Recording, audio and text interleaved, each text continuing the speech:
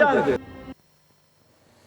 8 noyabr Zəfər günümüzün 5 illiyini qeyd edirik. Əslində elə 8 rəqəmi simvolik olaraq sonsuzluq işarəsidir. Bu o deməkdir ki, qələbələrimiz sonsuz sayda olacaq, sonsuzluğa doğru uzanacaq. Çünki biz dövlət olaraq, xalq olaraq buna layiqik. Xüsusi buraxılışla qarşınızdayıq, davam edirik. Birazdan paytaxtımızda möhtəşəm qələbə paradı keçiriləcək. Olduqca çox möhtəşəm görüntülər, olduqca təəccüblü, həyəcan verici, sevindirici görüntülər izləyəcəksiniz paradda. Mütləq paradı izləyin. Amma biz indi doğma Gəncəyə bağlanacağıq. Vətən müharibəsi dönəmində qəhrəman şəhərlərdən biri idi Gəncə. Çünki düşmən mülki əhalini bir neçə dəfə hədəf aldı. Qadağan olunmuş Smeç tipli raketlərdən mülki əhalini vurdu. Mülki əhalinin yaşadığı yerləri vurdu, binaları vurdu. Ona görə də Gəncə elə Vətən müharibəsinin qəhrəman şəhərlərindəndir. Gəncədən olan bölgə müxbirimiz İlham Məmmədov birbaşa bağlantıda bizimlədir. İlham, sabahınız xeyir olsun. Zəfər gününüzü təbrik eləyirəm.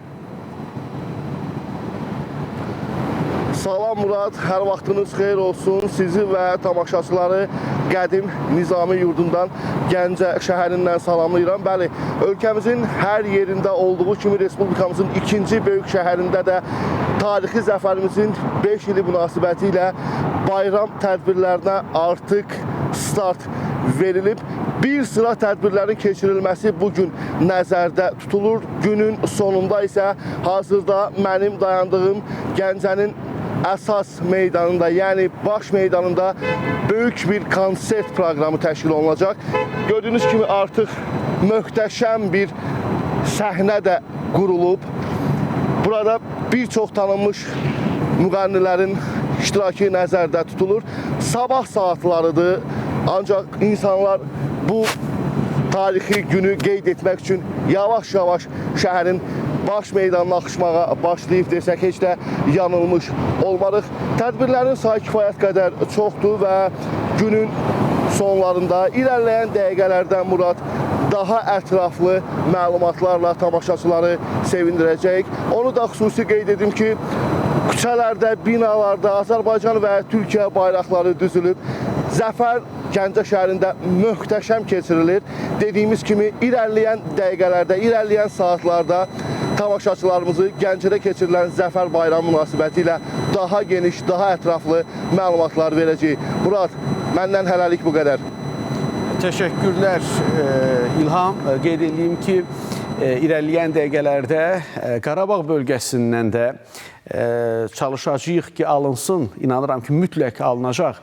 Xankəndidən də bir canlı bağlantı, birbaşa bağlantı yaratmağa çalışacağıq. İstərdik ki, bilirsiniz, bu elə bir gün, elə bir tarixdir ki, adam bilmir o qürurunun ölçüsü, dərəcəsi nə qədər olacaq. Yəni, miqyasa gəlməz. Amma birbaşa bağlantıda, xüsusi buraxılışımızda hal-hazırda siyasi elmlər üzrə fəlsəfə doktoru Rufiz Qonağovla davam edirik müzakirəmizə. Rufiz, mən bir məsələyə mütləq toxunmalıyıq. 2020-ci ilin 8 noyabrında qələbə qazandıq. Üç tərəfli bəyanatla artıq silahlar sustu. Artıq diplomatiya ön plana keçdi. Bir il sonra Şuşada Türkiyə və Azərbaycan arasında hər birimizin, hər bir türkün ölkəsindən asılı olmayaraq hər bir türkün ürəyindən xəbər verən Şuşa bəyannaməsi imzalandı. Şuşa bəyannaməsi olduqca strateji və bugünkü o sülhə hesablanan ən böyük ciddi siyasi addımlardan biri idi. Əlbəttə ki, bu eyni zamanda bir millət, iki dövlət olan Azərbaycan və Türkiyənin qardaşlığının tövhəsi idi. Təbii ki, həm cənab prezident İlham Əliyev, eyni zamanda Türkiyə prezidenti Rəcəb Tayyib Ərdoğanın bizim hamımızın xatirindədir ki, 5 il əvvəl biz həmin günü qeyd edərkən, məhz elə üç tərəfli siz dediyiniz kimi bəyannamə imzalanarkən onun dərhal sonraki günlərində Azərbaycanın Bakı şəhərdə daxil olmaqla bütün bütün şəhər və rayonlarda Türkiyə və Azərbaycan bayraqları dalğalanmağa başladı. İki liderin portretləri hər tərəfi bürünmüşdü və çünki Türkiyə Böyük Vətən müharibəsində 44 günlük zəfərin əldə olunmasında Azərbaycana əsl qardaşlıq dəstəyi verdi. Əsl bir nümunə göstərdi. Çünki Azərbaycan da hər zaman Türkiyənin yanında olmuşdu. Azərbaycan da hər zaman Türkiyənin çətin günündə, ağır günündə, eyni zamanda Türkiyənin uğurlarının əldə olunmasında xüsusi rola malik bir ölkədir. Və Azərbaycan lideri cənab Prezident İlham Əliyev elə bir beynəlxalq təşkilatın tribunasında və eyni zamanda elə bir gün olmamışdı ki, Türkiyə ilə o həmin günü bölüşməsin və yaxud da Türkiyənin yanında olmasın. Eyni zamanda Rəcəb Tayyip Ərdoğan da məhz bu nümunəni göstərdi və Türkiyənin qətiyyəti, beynəlxalq təşkilatlardakı nüfuzu da məhz Azərbaycana böyük dəstək idi. Və məhz qeyd etdiyiniz kimi Şuşa bəyannaməsinin imzalanması təbii ki, bu həm bir tarixi zəfərin daha da gücləndirilməsi, eyni zamanda Türkiyə-Azərbaycan qardaşlığının bir nümunəsi və biz bilirik ki, Türkiyə elə zaman-zaman tarixən məhz Azərbaycanın uğurlarının əldə olunmasında və Azərbaycana qarşı hər hansı bir Bakı şəhərinə qarşı hər hansı bir təzyiqlər olanda, işğallar olanda Azərbaycanın yanında olmuşdu öz ordusu ilə. Düzdür, bu dəfə Azərbaycan ordusu öz torpaqlarını azad etdi, amma məhz biz bayraqdarlarımızı unuda bilmərik ki, həmin bayraqdarlar bu günləri dünyada məşhurdur. Bütün müasir müharibələrdə artıq onlardan istifadə olunur və eyni zamanda da Türkiyənin diplomatik gedişləri, eyni zamanda Azərbaycana verdiyi dəstəklər, bütün beynəlxalq qurumlarda Azərbaycanı dəstəkləməsi, nəinki dəstəkləməsi, eyni zamanda bəyanatlarla çıxış etməsi və bildirməsi ki, əgər Azərbaycana qarşı hər hansı bir üçüncü ölkə müdaxilə edərsə, qarşısında Türkiyəni görəcək. Və məhz bu bəyannamə də bundan irəli gəlirdi ki, Şuşanın məhz bugün Azərbaycan üçün, simvolik Qarabağ üçün alınmaz bir qala olduğunu, Azərbaycanın tarixi əzəli torpağı olduğunu bu bəyannamədə bir daha Türkiyə nümayiş etdirdi ki, heç kəs bundan sonra düşünməsin ki, nə zamansa bir də Qarabağa, eyni zamanda Şuşaya, Azərbaycan ərazisinə müdaxilə edə bilər. Heç zaman bunu edə bilməz və çünki qarşısında Türkiyəni görəcək və məhz həmin bəyannamə də Azərbaycanın cənab Prezidentin apardığı uğurlu siyasətin, xarici siyasətin bir deməli uğuru idi, nəticəsi idi. Biz tariximizdə belə deməli halları görmüşük zaman etibarı ilə, amma müasir tariximizdə bu olmamışdı. Biz uzun illərdir ki, Türkiyə ilə qardaş olan bir ölkə idik, amma bunun zirvəsi məhz 44 günlük müharibədə məhz həmin Şuşa bəyannaməsi ilə imzalandı, qoyuldu və bu imza atıldı və bundan sonra iki qardaş xalq, bir millət, iki dövlət olaraq hər zaman bütün məsələlərdə, eyni zamanda Azərbaycan da bütün məsələlərdə Türkiyənin yanındadır, Türkiyə də Azərbaycanın yanındadır. Əlbəttə ki, bu Azərbaycanın gücü idi və bugünkü Türk Dövlətləri Təşkilatının bu qədər böyüməsi, nüfuzlu bir hala gəlməsi, hətta Avropa ölkələrinin bu təşkilata qoşulması da və eləcə də Azərbaycanın burada xüsusi rola malik olması və Azərbaycan Prezidentinin sonuncu dəfə Qəbələdə yadımızdadırsa verdiyi təklif birgə ordunun, Türk ordusunun yaranması ilə bağlı nəyi göstərir? Artıq Türk dövlətlərində bugün hər hansı bir münaqişə yoxdur və bu münaqişələr başa çatıb və bu Türk Dövlətləri Təşkilatı bir nümunədir ki, dünyaya barış gətirsin, sülh gətirsin. Eyni zamanda bugün dünyada gedən bəzi müharibələr var ki, iri dövlətlər hətta bunun qarşısını ala bilmir. Məhz Azərbaycanı misal gətirirlər və Azərbaycanla Ermənistan arasında sonuncu paraflanmış Vaşinqtondakı müqaviləni, yəni sülh müqaviləsini demək misal gətirirlər. Bu əlbəttə ki, bizim üçün böyük qürur verici haldır, doğrudan da böyük bir tarixi hadisədir ki, məhz bugünkü bizim zəfər günümüzü eyni zamanda da Türkiyə lideri Azərbaycana gəlməklə və Azərbaycanın bütün keçirdiyi paradlarda hələ Vətən müharibəsindən əvvəl də biz görürdük ki, cənab Prezidentlə bərabər Türkiyə lideri Sayın Ərdoğan iştirak edirdi. Bugün Pakistanın rəhbərinin Azərbaycanda olması bu qardaşlıqdır. Artıq bundan o tərəfəsi yoxdur. Bəli, tamamilə doğrudur. Türk Dövlətləri Təşkilatında Türk Dövlətləri Təşkilatında Azərbaycanın aparıcı rol oynaması Şuşa bəyannaməsindən sonra Özbəkistanla, qardaş Özbəkistanla da Azərbaycanın müttəfiqlik, strateji müttəfiqlik sənədinin imzalanması bəli dünyaya səs saldı. Bütün Türk dövlətləri ilə müəllim. Eyni zamanda Pakistan da bura qoşuldu, Macarıstan da fəxri qonaq kimi, hətta yaxın gələcəkdə Monqolistanın qoşulması, digər Avropa ölkələrinin qoşulması gözlənilir. Bu da uzaq görən siyasətin nəticəsidir. Bu əslində bu Avropada beynəlxalq təşkilatlar tribunasında sərsəmləyən müəyyən kəsimlərə, müəyyən ədalətsiz yerlərə xidmət göstərənlərə cavabdır. Əlbəttə. Həm də həmin o Avropa təşkilatlarına alternativdir ki, sizin Avropanız varsa, bizim Türk dünyamız var. Avrasiyamız var. Bəli, tamamilə haqlısınız və bu belədir və biz nəzər yetirsək elə sonuncu beynəlxalq tədbirləri Fransa prezidenti Macronun Azərbaycan prezidentinə yaxınlaşaraq onu qucaqlaması, ona xüsusi rəğbət göstərməsi və eyni zamanda bir üzrxahlıq etməsi, eləcə də digər bizim ölkələrin də biz adlarını çəkə bilərik bu studiyadan.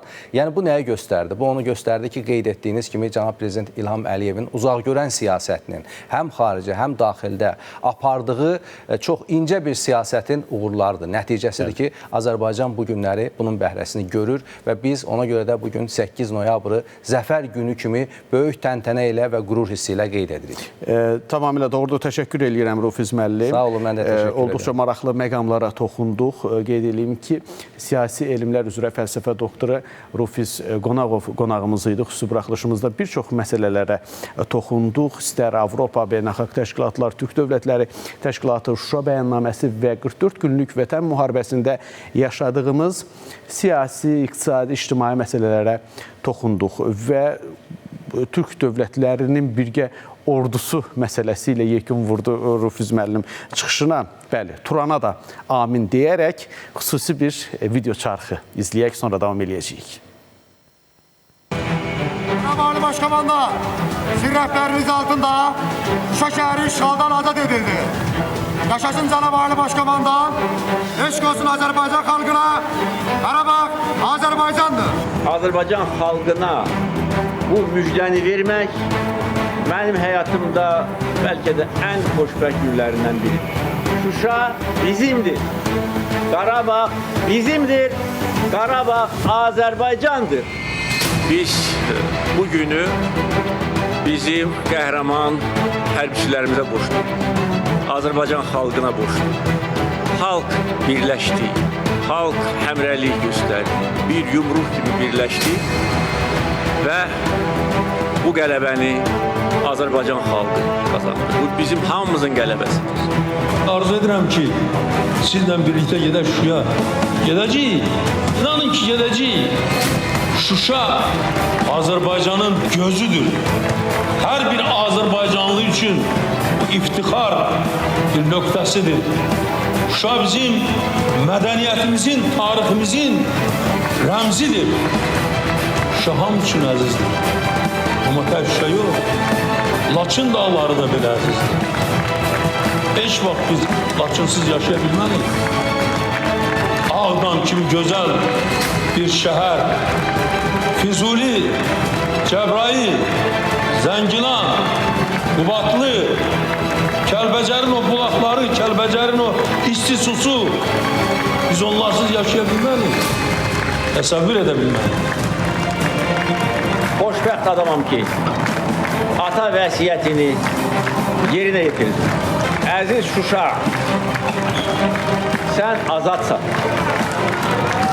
Əziz Şuşa, biz qayıtmışıq.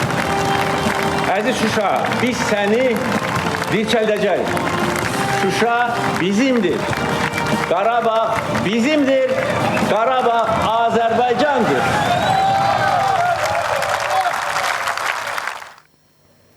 Bəli, bugün Ulu Öndərin ruhu şaddır. Çünki Ulu Öndərin vəsiyyəti Cənab Prezident Ali Baş Komandan tərəfindən həyata keçirildi. Bəli, Ulu Öndərin qoyub getdiyi siyasi vəsiyyət öz reallığını qələbə ilə tapdı. Biz bugün Şuşadayıq, Xankəndidəyik, azad bütöv Qarabağdayıq və hər bir Azərbaycanlı bununla qürur duyur, fəxr eləyir və bu ali qələbədir, ədalətin qələbəsidir, ləyaqətin, qeyrətin, qələbəsidir.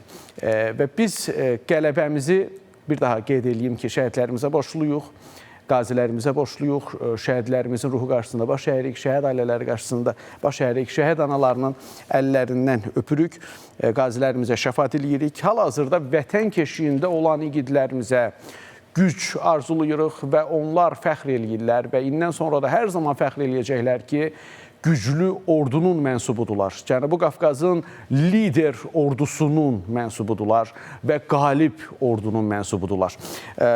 Qeyd elədiyim kimi müxtəlif bölgələrimizdən qələbə, zəfər günü ilə bağlı bağlantılarımız, birbaşa bağlantılarımız olacaq artıq Ağdamdan, Gəncədən bağlantımız oldu. İndi hal-hazırda Qaxa bağlanacağıq birbaşa olaraq. İlkin Piranov əməkdaşımız hal-hazırda birbaşa bağlantıdadır. Sabahınız xeyir olsun İlkin. Zəfər gününüzü təbrik eləyirəm. İstərdim Qaxda necədir?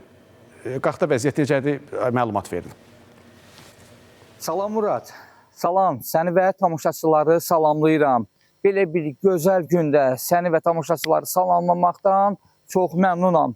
Bugün Azərbaycanın hər bir yerində olduğu kimi Qax rayonunda da Zəfər bayramı qeyd olunur. Bundan 5 il öncə 2020-ci ilin 8 noyabrında bugün həm də Şuşa işğaldan azad olundu. Bugün həm də Zəfər bayramıdır. 30 illik işğalımıza son qoyuldu. Məcburi köçkünlərimiz öz ata-baba yurdlarına qayıtdılar.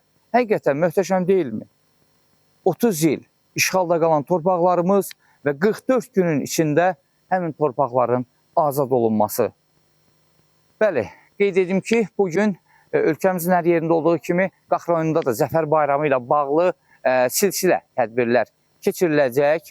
Elə mənim dayandığım rayonun qədim İçəri Bazar küçəsində bu konsert kompleksində böyük konsert proqramı təşkil olunacaq. Konsertdə paytaxt Bakıdan və yerli bölgədən olan müğənnilər iştirak edəcək. Dayandığım əraziyə insan axınının olacağı gözlənilir. Artıq birazdan bu tədbirlərə start veriləcək. Rayonda yürüşlərin də keçiriləcəyi qeyd olunub. Bayraqlarla, velosipedçilərin də belə yürüşlər edəcəyi qeyd olunur. Hazırda rayonun bütün küçə və prospektləri bəzədilib, bayraqlarla bəzədilib və bugün möhtəşəm bir Zəfər bayramı qeyd olunacaq. Ümumiyyətlə, biz bu tədbirlərlə bağlı tək Qaxdan deyil, bölgəmizin, şimal-qərb bölgəmizin bütün rayonlarından məlumatları sizə çatdıracağıq. Hələ ki, çox vaxtınızı almayım, Murad, söz sizdədir. Təşəkkürlər İlkin. Qaxdan Zəfər günü ilə bağlı, Zəfər bayramı ilə bağlı ən son məlumatları İlkin Piranov bizə çatdırdı, məlumat verdi. Bəli, bugün ölkəmizin hər bir yerində, kəndində, rayonunda, qəsəbəsində, şəhərlərində qələbə günümüz, zəfər günümüz qeyd olunacaq və bir neçə saatdan sonra, təxminən 2-3 saatdan sonra, bəlkə də daha tez, bəlkə də daha gec, möhtəşəm parad keçiriləcək. Qələbə paradı, zəfər paradı keçiriləcək. Zəfərimizin 5 illiyini həsr olunacaq bu parad. Mütləq izləməyinizi tövsiyə edirəm və studiyamızın qonağı millət vəkili Sevil xanım Mikaylovadır. Sevil xanım, xoş gördük. Xoş gəlmişsiniz. Zəfər gününüzü təbrik edirəm. Azərbaycan böyük bir tarix yazdı. Bu qələbə bütün dünyaya örnəkdir, regiona örnəkdir və həmçinin bu təkcə müharibədə qələbə deyil, bu həm də regiona sülhün gətirilməsidir, iqtisadi rifahın gətirilməsidir. İstərdim bu məsələlərə toxunaq. Qələbə regiona nə verdi? İlk növbədə mən də sizin təbriklərinizə qoşunuram. Bütün xalqımızı, hər kəsi bu möhtəşəm bayram münasibətilə təbrik etmək istəyirəm. Həqiqətən də 5 il əvvəl yazdığımız bu tarix təkcə Azərbaycan xalqının həyatında, tarixində çox əsrlik bir dövr üçün böyük bir dönəmi simvolizə etmir. Bu, eyni zamanda bölgədə, dünyada, qlobal mühitdə fərqli bir geosiyasi gedişi şərtləndirdi və 2020-ci il heç kimin inanmadığı, heç kimin gözləmədiyi bir şəkildə Azərbaycan ordusu, Azərbaycan prezidenti İlham Əliyevin rəhbərliyi altında bir tarix yazdı. Və biz bilirsinizmi, uzun əsrlik tariximizin iç qatlarına getdikcə, vardıqca, onu təhlil etdikcə əslində qələbələrimizin olduğunu, əslində zəfərlərimizin olduğunu görürük və Azərbaycan xalqının döyüşkən ruhu əsrlər boyu onun həm dövlətçilik, həm vətənpərvərlik, həm xalqa olan bağlılıq, həm xalqın torpağına olan bağlılıq və s. Yəni bütün dimensiyalarda özünü göstəribdir. Amma son 200 illik tariximiz və qazandığımız əzəmətli qələbə düşünürəm ki, bəlkə də yaxın tarix olduğu üçün bu həm də uzun əsrlər boyu xalqımızın qürur tarixinin bir simvoluna çevriləcəkdir. Və biz Cənubi Qafqazda dayanıqlı sülhün yaradılması üçün uzun illər fəaliyyət göstərdik. 30 illik münaqişə tarixi əslində Azərbaycan və Ermənistan arasında gedən münaqişə deyildi. Bu eyni zamanda böyük güclər arasında gedən münaqişə idi və sözün bütün anlamlarında həm Cənubi Qafqazın inkişafını tormozlayırdı. Eyni zamanda biz əgər baxsaq müxtəlif bölgələrdə, coğrafiyalarda gedən konfliktlərə, bu konfliktlərin özlərində də yəni ərazi iddiaları var idi, dini aspektləri var idi və bir sıra yəni aspektlər var idi ki, həqiqətən də müxtəlif münaqişələri bir növ belə deyək, donmuş vəziyyətə gətirirdi və donmuş vəziyyət bəlkə də bunun ən yaxşı təsviridir.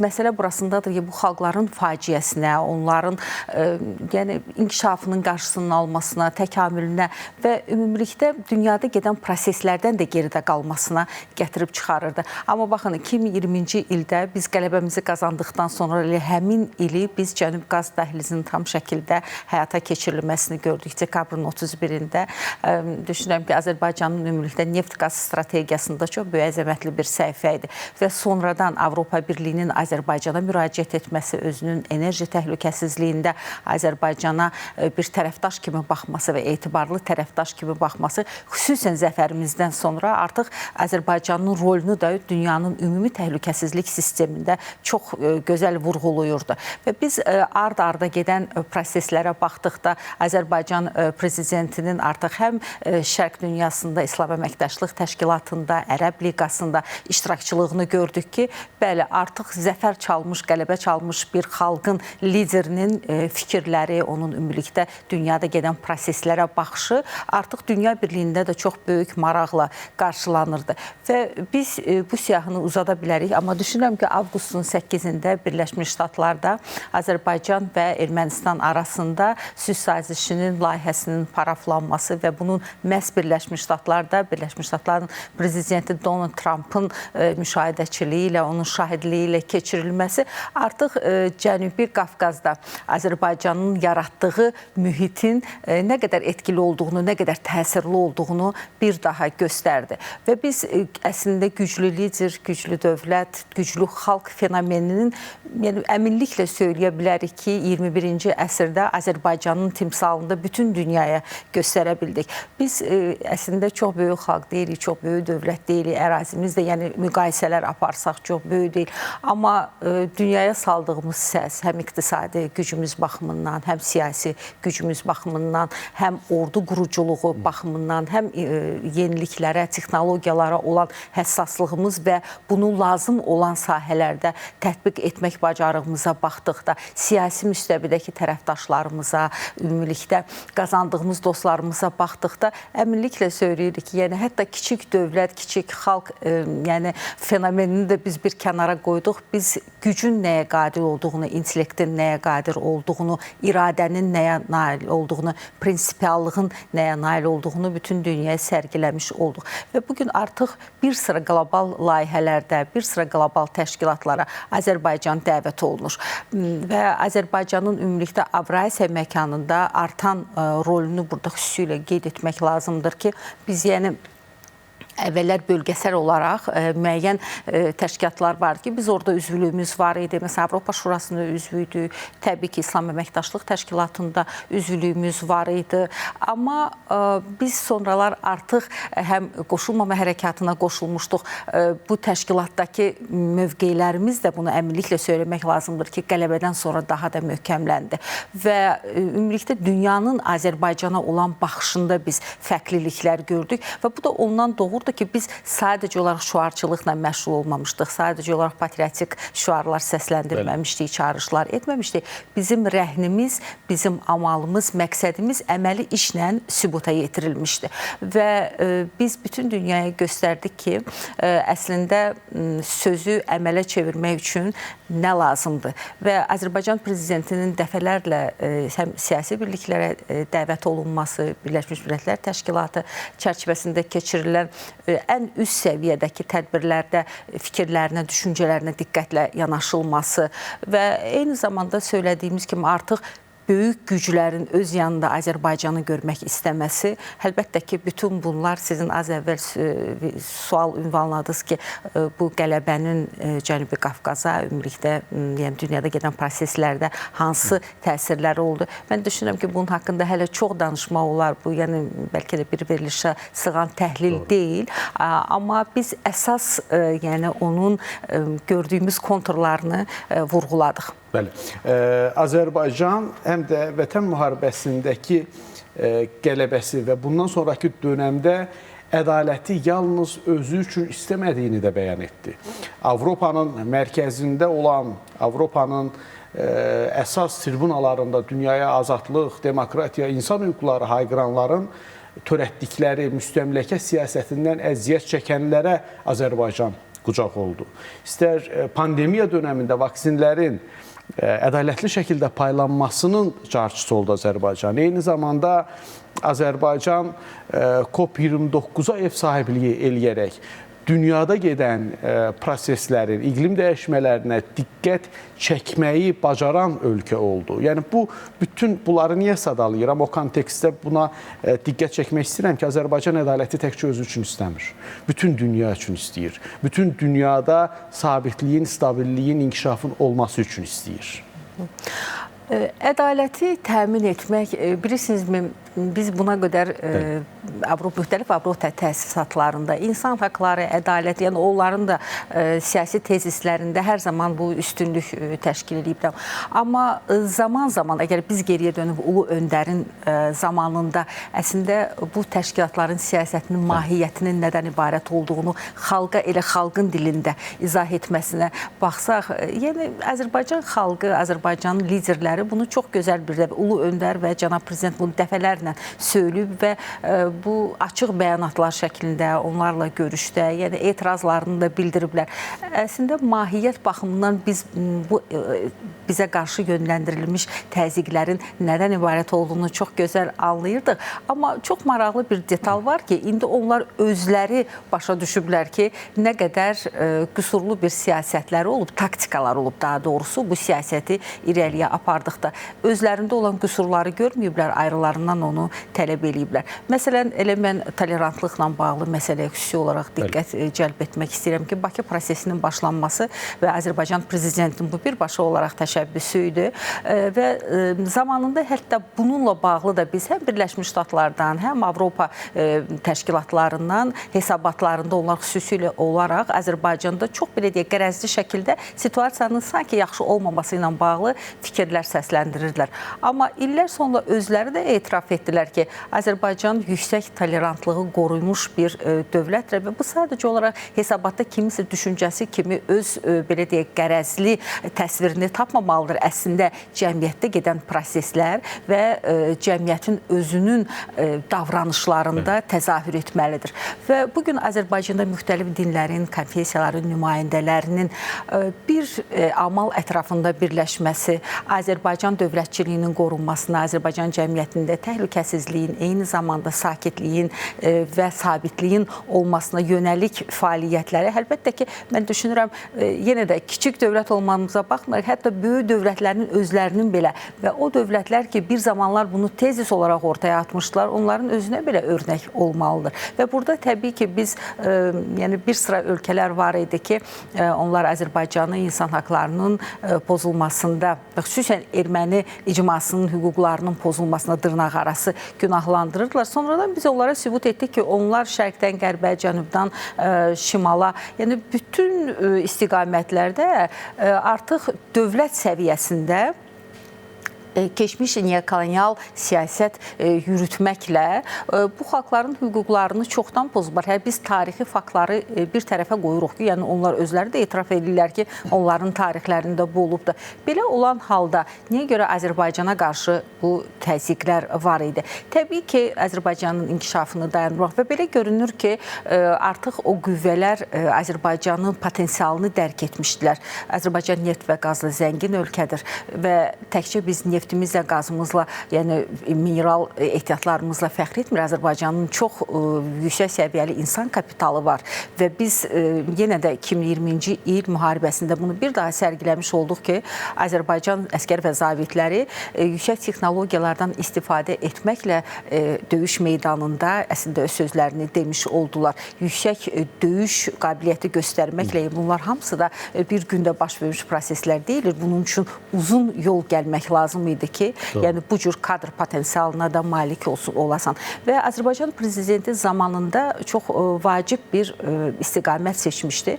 O neft və qaz gəlirlərinin insan kapitalına çevrilməsini əslində siyasətinin ana xətti elan etmişdi. Və çoxları buna skeptik yanaşırdı xaricdən, xüsusən bizim oponentlərimiz və düşünürdülər ki, yəni burada müsəlman faktorunu ortaya qoyurdular. Burada Sovetlər Birliyindən ayrılmış gənc suveren respublika faktorunu ortaya qoyurdular. Amma biz onların da cavablarını düşünürəm ki, kifayət qədər qətiyyətli verdik. Səvil xanım, müzakirəmizə davam eləyəcəyik, amma qısa bir fasiləmiz var. Fasilədən sonra millət vəkili Sevil Mikayılova ilə müzakirəmiz davam edəcək. Fasilədən sonra studiyadayıq.